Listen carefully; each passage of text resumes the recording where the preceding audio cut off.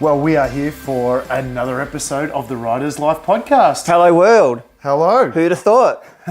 I'm your host, Luke Christiana. As you know, you've seen us on plenty of films, and we got Ben the Bike Tech here. How you doing, Ben? I'm good, mate. I'm all right. I'm a bit tired. I'm a bit jet lagged. Yeah, so I've heard. I've heard. Just a terrible life. Riding my bike in all these exotic places, and I wouldn't give it up for quids, mate. It's a dirty job. Someone's got to do it. That's it. I'm doing it. Yeah, I'm taking one for the team.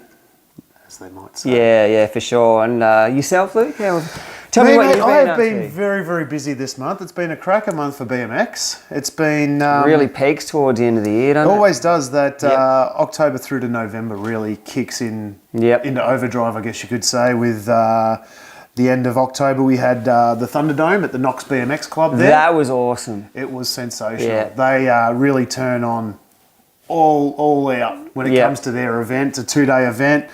They changed it this year to 4 motos on the first day, on the Saturday afternoon, which is kind of heaps of racing, eh? you get your money's worth, that's for sure. Yeah. And then your 2 motos on the Sunday and finals. Yeah. So luckily enough to make it through to the finals, the Masters. Didn't do too bad. I was pretty happy considering. Yep. Had a few big hitters there like Tony Harvey and all the usual Masters. Previous national champions and stuff like that. Many times over. Let's be honest, mate, they don't really get that much slower. They just sort of bulk up and get heavier. So when you hit them, you bounce off them. You do. You do, unfortunately. Unfortunately, he did hit the ground in the final. Which was great for my Bradbury style through from rolling too, around, right? and I took our 5th place. Twice he did that, yeah? He did that in the moto, right? Yeah, he did. He did. And in the final, what's he running, like 200 mil cranks or something? No. Who knows? I'll have to ask him. I'll have to find out what he's too heavy for him. Maybe he's just like pushing the pedal off the end of the crank. He's trying to put the bike down on a 75-degree angle to the berm and just dipping the pedal in. Yeah, that's our guy on the gas. But look, as always, they do a great event. It's really polished, isn't it? Yeah, Tahiko took it out in the final. Again, settle that record while he's at it. Yeah, he absolutely smashed him. So left them all for dead. And then 2 weeks ago, on the 17th, 18th, we had the Victorian state titles in Warrnambool. And you were talking about that last potty? Yeah. Yep. So that's pretty much what us Victorians all wait for the whole year and train towards. A few interstaters too, It's one of the hardest state titles to try and win because it is an open state titles, as we spoke about the last time, and guys come from all around Australia to be able to race this particular state titles. And on a track like Warrnambool, it is so pristine. It's like a billiard table, eh? It was so fast. Yep. It was crazy. There was no wind. It was just the perfect weekend for racing out there. So, you can go and check out the photos and all that sort of stuff. There was plenty of photographers out there. Warrnambool Facebook page has got everything up as well. So do yourself a favour, if you're ever on holidays out at Warrnambool, take yourself down to the throw the bike in and go check it out. It's well worth the drive. I almost do it on a weekend. It's that good a track to go check out. And then, of course, weekend just gone was the Grands over in the US. True. And the ROC. Biggest race. As they say, it's the greatest race on earth. Yeah. And we had quite a few Aussies head on over there, including one of the local boys, Nate, who ended up coming away with a 5th in the main. Oh, little Nate. Yeah. Yes. And so 5th in the Race of Champions, ROC, and a 4th in the main in the Grands. What a pinner. So that's awesome. He's absolutely kicking goals, that kid. He's doing really well. And there was a few others as well, Cam Gatton, all those, the regulars. The guys that are always up there. That really did well. Yeah, so cool. Congrats to represent. them. Way to represent, exactly. And what about yourself? What have you been doing for this past not month, much mate? really. I just I went and spent a bit of time in Nepal. As you do. Yeah, with my weekend drive. Yeah, it's just had nothing better to do, so I spent about 2.5 weeks over there. So I went over there to check out what the terrain is like for mountain biking. So going forward, I'm hoping to do some tours and take some people over there. So I went over there to check out the tracks and see if it was actually the sort of destination that appeals to mountain bikers. Yep. And what I found was eye-opening. I did have certain expectations of the place, and that was that it would be steep and it would take you into high altitude. but I didn't expect there to be any of the single track as we know it, if you know what I mean. Like, because it's such a big place. So give us some perspective. What are we talking here? Give us an idea of something in Australia that we could sort of compare it to give you an idea of the tracks then. Sort of nothing, to be honest with you, because it's completely different. It's completely different. So it's like the trails themselves aren't that technical, but what happens is you take that trail and you put it at 4,500 meters and you put it on the edge of a cliff. All of a sudden, that trail becomes really, really tricky. Yeah. Because you're just so focused on not dying. It's like walking on the ledge 2 foot above the ground or walking on the ledge 100 foot above Normally the ground. You can run along there, but yeah, that's exactly right. As soon as that margin for error, well, the margin for error hasn't increased, but the margin for certain death has. Yeah. So you're really bringing your A game everywhere you go. And because it's they're trekking tracks. Yep.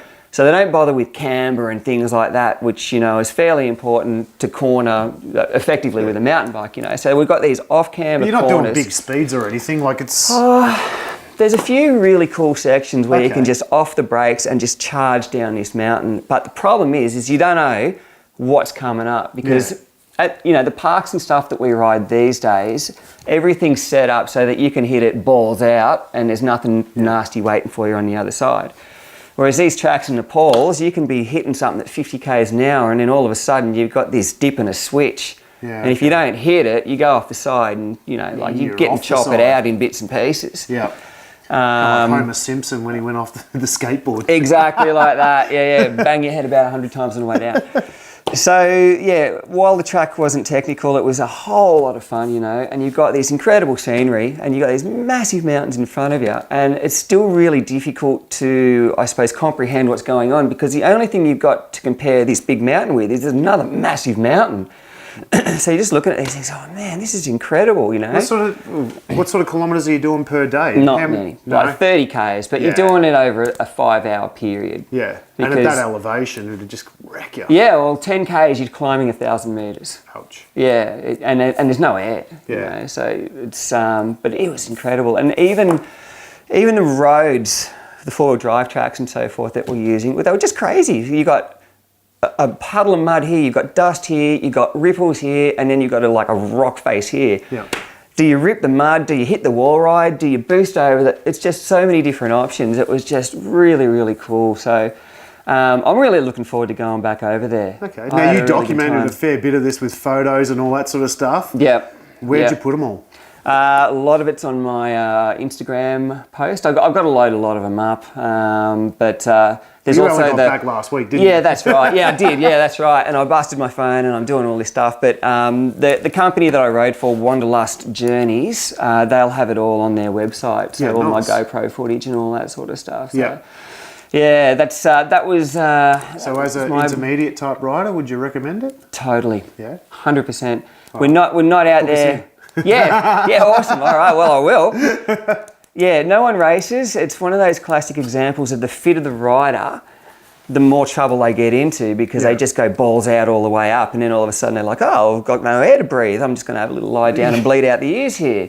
Whereas, you know, everyone just sort of goes up at a nice steady pace. We're all good. So what was the accommodation and things like? Tea houses, man. There was no warm showers. A tea house is just like a little hostel in the middle of nowhere, right? Okay. And you've got your little bed and you've got your cold shower and it's -8 degrees and you're like, oh, do I smell that bad or? You probably did. I have no doubt, but I was not going to go under that water for anyone. Not a chance, mate. So yeah, you know, the food's all the same. Every time you go somewhere, it's not what do you want to eat, it's are you hungry because this is all you're getting. This is what you're getting. Yeah. Exactly. So it was really rustic, man. And you know, the really cool thing that I took away from that is there was this one kid that took us on a trip from the town called Pokhara. He's 18. He studies 6 days a week. He spends his 1 day off doing guided tours. So he borrows a bike from the shop and he just loves mountain bikes. And he's just got this $800 piece of shit and he charges everything. He just doesn't care. doesn't care, just launches steps, does everything. And, you know, we come over here and like, oh, my rebound feels a little bit funny and, you know, X, Y, and Z. It's kind of taking you back to the early 80s and 90s where it just didn't matter and 100%. your one bike did everything. This kid was the Mark Okalupo or whatever his name is of mountain biking, you know. He's just that soul rider. He just got on it. And goes. It was just rad to watch this kid ride, you know. It's like, man, I love it. It's just completely unadulterated, pure riding experience. Yes. Yeah, it was really, really cool. A real difference from what we're doing over here, isn't it? It is. But you can have your shirt tucked in and all this sort of... Yeah, exactly. There's all these rules and so forth. But having said that, there's events like Ignition, right? Yeah. That are bringing that sort of vibe back to mountain biking where it's not about the contest, it's not about how you know, perform or win or lose or anything like that. You go there because you have that love of bikes and you just want to get up there and ride your bike and have an awesome time. No worries. And Ignition, I heard that was on just not long ago, wasn't it? Totally was, yeah, absolutely. So that sort of brings about, you know, a whole nother topic of what's going on with the scene. Is racing gonna bounce back? Because let's be honest, we've seen. Are you trying to put us into a segue into what we might want to talk about? Yeah, I am. So introducing our next topic of it's conversation been an interesting today. little one, hasn't it? It has, yeah. There's a lot of stuff going on. There's a lot of attrition. There's a lot of new ones open up. There's races dying off. There's festivals starting up. So, well, I reckon we go and recharge our drinks. Yep. And we get into a little bit of a discussion about exactly what we find is happening in the sport. Yep. Across the board. Yep. With the likes of the racing versus the family-friendly fun. Yep. Where are we going with it? All right. 100%. We'll be back after the break. All right. Awesome.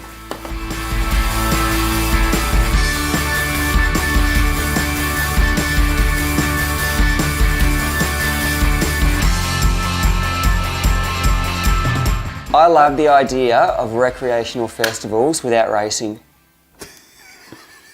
No racing, just recreational, dudes on bikes, ladies on bikes, e-bikes, whatever, run what you run. Hardtail single speeds. You just tell it how it is. Go on, keep going.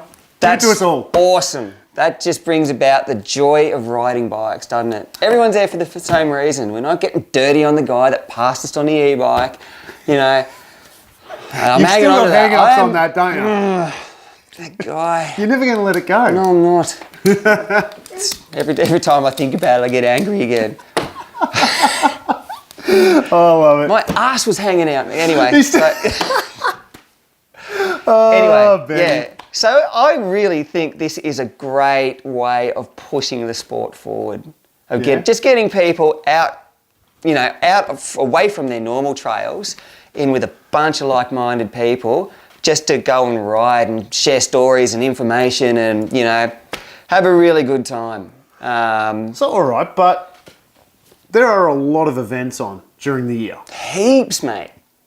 Are you saying that you think most of them should be like this, all of them should be like this, or just keep racing into this sort of style of thing so they're mixed together, or where are you going with this one? I feel like... Let's go on a trail. Where are we going, Benny? So I feel like the evolution of the scene will take us sort of away from racing a little bit, because there's a lot more punters out there that realise that they are limited in A, what they can afford, B, their skill set, you know, C, their time availability and things like that. So they're not going to be able to do the whole VDHS, they're not going to be able to, you know, do the whole EMS. Well, they're getting more whatever. picky on what they're going to do, aren't they? 100%. Like they will enter just the VDHS, or they will enter just one or two events throughout the year. Yeah, and if they're good enough to do those events, kudos to them. I love it. You know, good on them. They're really pushing the sport in another direction. What about the families, though, that are trying to enter a lot of those events? It's because tough, they want their kids to constantly keep racing. And this isn't just across the board with mountain biking. This is obviously with BMX too, with the amount of events and all that sort of stuff. Yeah, I tell you, man, that's a real Pandora's box too. The mountain biking events, I noticed that, and, you know, we've had a look at the way Ignition was run and how it's more of just a... Carnival? Social, man. Yeah. Carnival, social. Yep. It's out there just having fun. Yep. What do you think the appeal is going to be to those people that are really wanting to race, though? For something like the Ignition Festival? I don't know, man. Maybe it's just a way of blowing off steam without the pressure. Yeah. Do you know what I mean? You can just get out there and ride your bike without having to think about the clock, without having to think about, oh, I need to beat this guy to get on the podium. And, you know, it's a real cleansing experience, I think, to get away from the pressure of racing. And I don't know, like, people do get real stressed out when they go to races. Yeah. Like I've seen, no, I understand that, but what people I'm getting turn at is green. that if you start running every event like Ignition, now we all know that Ignition had, was it something like 700 entries, 600 entries? It was crazy. A lot of riders. Compared to some of the other race meetings that are obviously down on numbers. They are down on numbers. Depleting a little bit. I Do definitely you think if you start doing more of these Ignition type events where you've got like, say, 6 or 7 of them in a year, that their numbers are going to start decreasing? I absolutely do, because I think at the moment it's going through a bit of a novelty phase as well, you know. But I still think there's plenty of room for these events. And like all successful things, you know, it's going to grow and grow until it gets to that point where it can't sustain itself anymore. Yeah. And then it'll drop off. So hopefully we can sort of reach some kind of middle ground where you've got these events that are sustainable for people like, you know, for me, I guess. Like I don't have a bone in my body that wants to race anymore. Yeah. I just want to go and hang out with crew and ride and have a good time and so forth. But, So you know, what you're sort of suggesting maybe is more of a less saturation of the racing. Is that what you're saying? And having more of these type of events where they're more of a social event. And maybe even integrating a bit of racing into that social event. That would be cool if you could have like a dual purpose sort of event, you know, one that had the racing and the non-racing aspects of it, you know, maybe try and combine things. Yeah. I don't know if that's actually tried, I don't know if that's the sort of thing that Bike Bull looked at doing originally with their festival, but, you know, obviously there's their numbers have been, you know, not too bad, I guess. But yeah, it's nowhere been successful. near what Ignition was. But once again, this is a one-year event. Yep. Cannonball's also coming up. What do you think that's sort of going to happen? Yes. Because I've heard reports that just goes off. Yeah, that is huge. It's, I don't know, I think it's in a more centralised location too. You know, there's a lot of hype around Cannonball Festival. They get some really big names coming over. And obviously where there's big names, there's going to be crowds. Yeah. And I guess it sounds a little bit like I'm shit-canning the whole race thing, but I'm not. I absolutely think there's a lot of time for the racing thing. I just think that there needs to be something a little bit more, I suppose, accessible for your weekender that just wants to do one big event a year or something like that. And if that means that there's 4 or 5 of these events over the span of the year, that's cool. Is that just going to like create even more dramas with the already tight calendars that everyone seems to have? Oh, mate, who knows? That's the thing. Like, there is always dramas. Yeah. There's always dramas with events and clashes. You've got EWS happening. You've got all these festival style things happening. You've got VDH happening. You've got Ballarat doing their thing as well with their series that they run. It starts to book the calendar up pretty quick, doesn't it? It definitely does. But I think what we need to look at is the positive side of this. You know, like there's more events, more people can get to. I know it sucks that some of them don't make it because the numbers just aren't big enough, but that's just evolution, man. You know, like if they're not getting the numbers, then clearly they're not appealing to the people. Yeah. And they're getting spat out. See, I like the way, I mean, this is sort of taking it into the BMX realm of things. I kind of love the way America does their BMX in that they'll hold heaps of race meetings. Yeah. But they'll do it in different districts. Yeah. Right? So what can happen is, and this is something that I think BMX in Victoria and Australia should possibly look at too, is that they have different series for different regions with people running in those regions trying to become the number one in that particular region. Right. Rather than having to race all the way around the place all the time. It keeps it a little bit more localised, which means people don't have to travel so much. So say, for example, in the southeastern region of Melbourne, we've got about 6 tracks. Yep. Right? Those 6 tracks become the southeastern region. Yep. Right? Where you can become number one in that district. So you're becoming the big fish in a small pond, effectively. Yeah, yeah. Right. And it gives the people that are local to that municipality a chance of access. top dog. Yep. In some, you know, way, shape or form. Mountain biking, I guess, could possibly have the same sort of thing. It where definitely instead could, of doing like your VDHS series where you're travelling so far around. Yep. Say, for example, you've got the Ballarat, King of Ballarat race meeting, and that becomes an area itself that could potentially be like a number one top dog of that area. Yep. Versus a number one top dog of that. So like your Eastern Conference and Western Conference sort of thing. Exactly right. Yeah. I mean, these are just ideas, of course, and you know they obviously work in BMX. I don't know if it's something that could work in mountain biking, but that could bring the racing genre to people that don't normally race, want to have a bit of fun, but then, you know, can also still race for a semi-title, I guess. Yeah, and some people just love racing, man. Well, let's be honest with it. Like, they'll race you to the door. I hate racing mountain bike because I always get my ass handed to me. But you still enjoy it, don't you? Like, I do. You know, there's that thrill of getting up and lining up, and you're sitting there and you're on, you know, whether you're on the gate or whether you're waiting your turn in line for that timer to go down, and you get that little bit of a twitch, the adrenaline starts pumping, bit of a knot in the stomach, few cranks, and you go, right, you're away. Yeah. It is an awesome feeling. For me, you know, as opposed to a social ride, like where you're just racing your mates. Yeah. Like I was even thinking about, I'm meant to be going training tomorrow night. And I'm like, well, States is over, so do I go and do gates or do I just go down and hang out and have a bit of fun? And get on the juice, mate. Now's the time to do your course. I'm going to go get on the gear. I'd say that. Get on the gear, do your cycle now. It'll be clean by the time you start racing again. Yeah. No one's going to know. What is it? Ben the Bike Tech underscore. What is it? Where are people going to find you again? Hiding out, mate. You're just trying to beat that e-bike, aren't you? That's what it takes. Well, speaking about e-bikes then, these sorts of events. Yeah, well, I mean, the ignition they're going to take off, aren't they? Yeah, they are going to take off. And when they come to these events, right, they are just going to get better and better and better. I don't know if anyone... How can these events then start to bring these bikes in to make it where numbers can grow and as such? Oh, mate, I don't think it'd be that hard to set up an e-bike category. It's not. It's a bit of paperwork, isn't it? Pretty much, yeah. You just need a little bit of honesty from the rider. Well, going forward, we're absolutely going to need honesty from the rider because, mate, these things are going to be near undetectable going forward. Like the evolution of the e-bike, mate, I'm really excited about where they're going. It's going to be good. It's going to be sick, you know. It's going to be, well, I've got this normal bike here that I have to pedal everywhere and this one here, it's the same price with a motor in it. Why am I going to buy this one, you know? I can go everywhere and do everything with this without rego.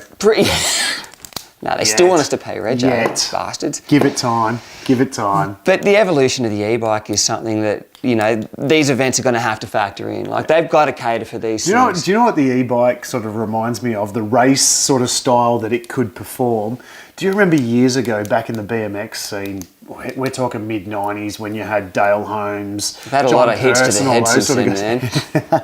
But they used to get on a BMX track on their 26er or 29er and do 4 flat-out laps of a track. Yeah, like enduro style. Like an enduro style BMX race. That was super cool. Now imagine you're able to do that. How many laps can you get out on an enduro course? With the e-bikes? Is it the brake burner? Because you're going to have, you're going to have them e-bike. slowing down, coming downhill, because the guys are going to crap themselves, and then the guys that are just full on. Well, mate, let's be honest. And do a 24-hour race or something. Word on the street is that the lifts at Buller are going to be fairly hard to access going forward. There might be a little bit of friction there, and I think that's going to kick it, isn't it? Totally, that's exactly right. So they've come in almost at the right time. I'm calling it now. They're going to hook an e-bike up with the trailer on the back. Get all the guys without. Shuttles with the e-bike. Oh, man.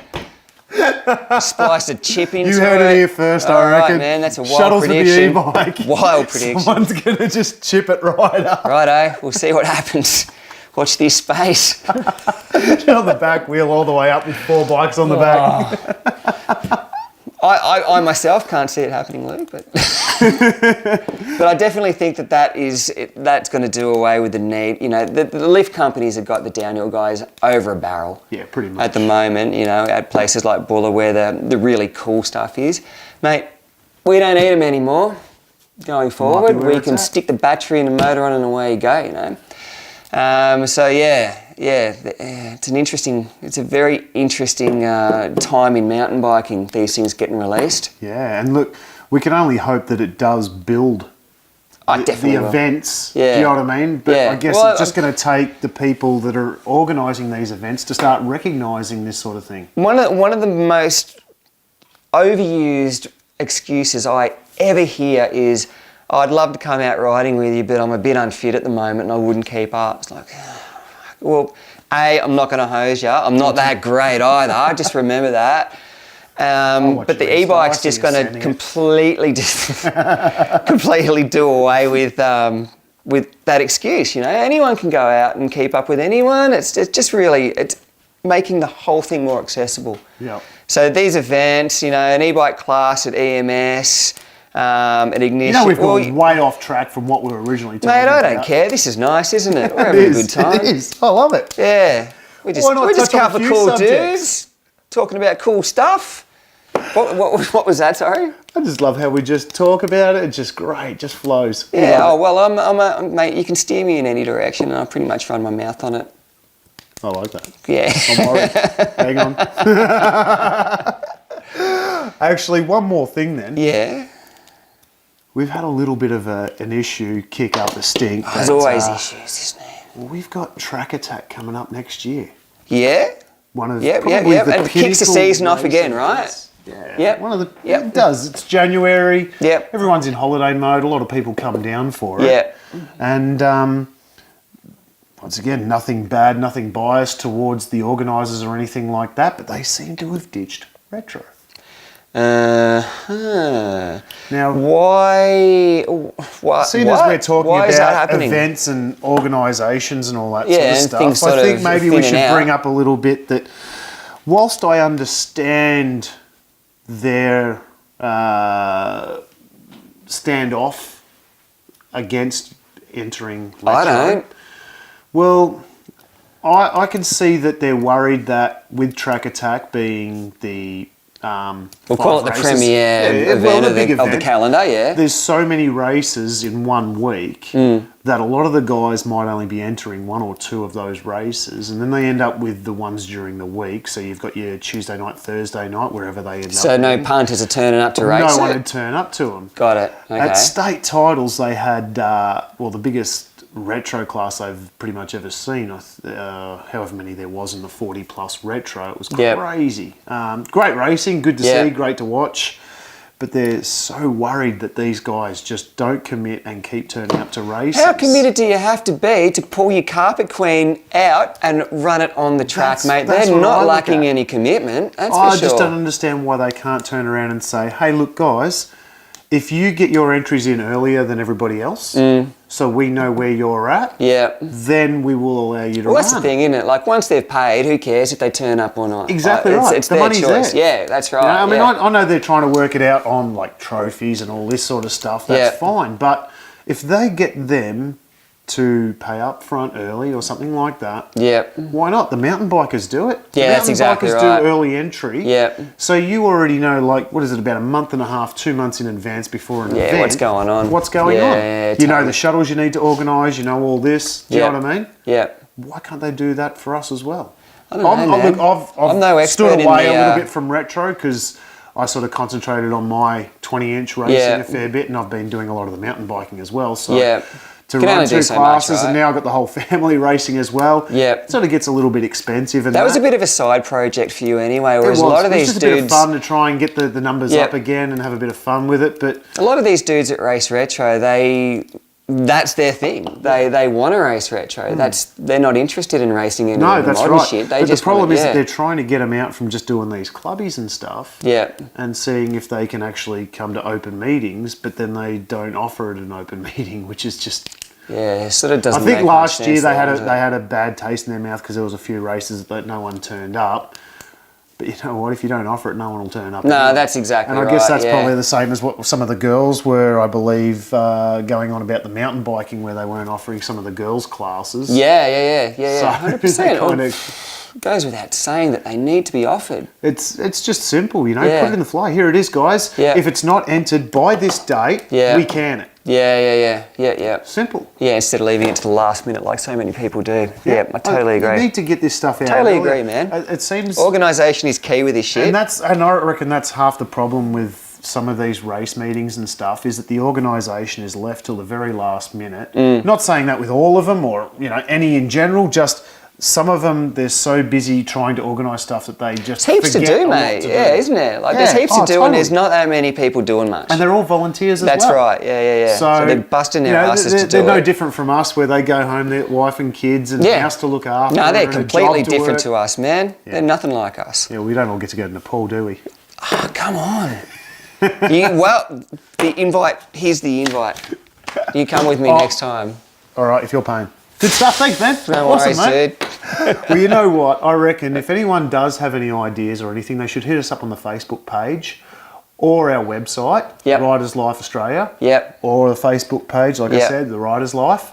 Tell us what they think and what they might be able to think of to help out these events. Totally. To get more numbers. Let's get some feedback. Let's hear some people's ideas. Like, the more we hear, the better. You know, brainstorming. I reckon. We can change the face of cycling right here. Here we go. Let's do it. All right, we're going to go to a break now, and when we come back, we're going to do the wrap up. All right. I like it. Great stuff, Benny.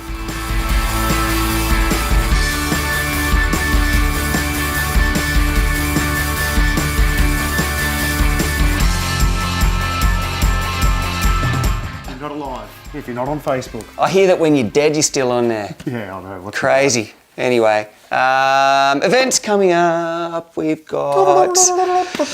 Yeah, I know the year's nearly. What do you got coming? What do I got coming up? Well, me personally, I'm not doing jack shit, but there are a few pretty big events happening. The EMS Enduro, featuring possibly, and I could be wrong, but there is whispers that some dude named Sam Hill might be. He's just this guy. I don't know. So I've seen a few photos of him in a few magazines. He goes all right, so I'm told. But anyway, go and check it out for yourself. Where are we going? The Mount Buller. Mount Buller? Yeah, Mount Buller. Yeah. Well, then I would be saying for all the millennials that we would say to check it out on Mount Buller's Facebook page. That's a great idea. Apparently, what do you reckon? Well, like you were saying, apparently that's how people find shit out these days. Yeah, one of the days of diaries and stuff. A what? Yeah, exactly.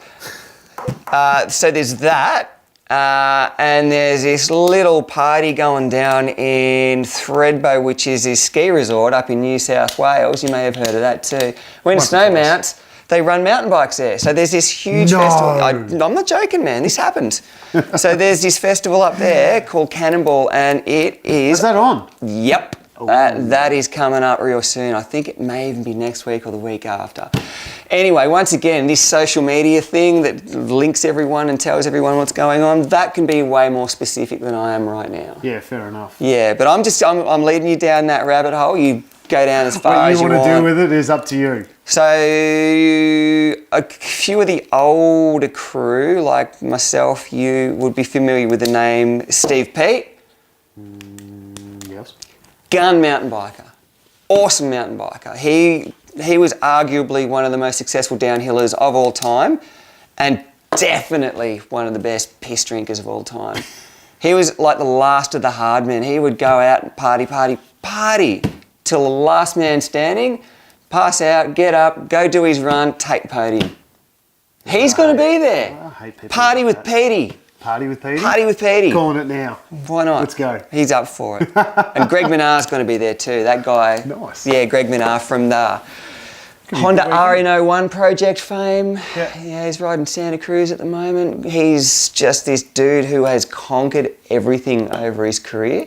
Yeah. So if you want to see two of the world's most accomplished downhill riders. And drinkers. Yeah, South Africans got a bit of a reputation for sucking piss, actually. They're quite ruthless. But yeah, they're going to be there. So it's a good opportunity to go tear up some incredible trails that are really well supported by the actual resort and see a couple of mountain bike superstars. All right, so Cannonball on Facebook, check it out. Yep, go and have a look. Definitely. So tell me, Luke. Well, you know what? This weekend we were hoping to be there, But unfortunately, due to circumstances, we are going to be missing out. And unfortunately, that is the Radelaide Bike Show over in South Australia, in Adelaide. Top Lines is apparently making the trek over to go check it out. Yeah. Last year they had Eddie Fiola and Bill Allen from the movie Rad. Bill Allen? Yeah, he was out there. He was out there. Yeah, cool. But yeah, Wild Man's going out this year and going to show him how it's done. He definitely backs up his words with actions, that guy. He's a good cat. I like him. Then a few other little bits and pieces. We've got a lot of Christmas breakups going on at a lot of the BMX clubs. So is there any like social riding and stuff going on with the BMX crew for Christmas? There is a Rad Random ride on the 16th in the city. So a lot of the old school crew will go for that ride. Yeah. So BMX nerds. Yeah, awesome. Yeah, you got to be careful. I love those guys. Man. Bike 8 retro. They will pull you in a line ruthlessly. But you know what? They all respect one another, and they love the fact that a lot of the kids and that come out on the ride. So that's always a great event to go to. That's going to be cool. And we've got the Frankston BMX Club versus Knox in their final clubby this Friday coming up. Mate. They're like doing it all and giving fight. all the profits to good old Jason Dowers, who had a bit of an off at Warrnambool State Titles. That's the race for Jace that I've been hearing about. That's the race for Jace. So all profits are going to Jason and his family. It's pretty good that people are getting behind one of their own. Yeah, look, that's really what the BMX family's all about. So hashtag BMX family. Mate, BMX has its problems, but you know what? At the end of the day, everyone cares about each other, don't they? Exactly it's right. It's pretty cool. And look, you can check out any of those events going on, any of the Christmas breakups, going to all the BMX clubs have got their own Facebook pages and all that, because it's all social these days for the little millennials. What are we doing? Are we doing a party? We should do a party. We'll work on that one. Maybe watch this space. Watch this space, you reckon? Watch this space, and once again, we'll go back to that social media bullshit that we were talking about before, and maybe we'll. You know what? We're already going to be hitting up Sylvan come Thursday night. Oh yeah, we are. Everyone come to Sylvan for the mountain bike ride on Thursday night. Watch us die. I've got the new Rocky. We will not die. We will come out of this victorious. All right, guys, we're going to make a wrap here. Remember, check out all our socials. Facebook, Riders Life, YouTube, Riders Life Australia, and of course check out our website, riderslifeaustralia.bike.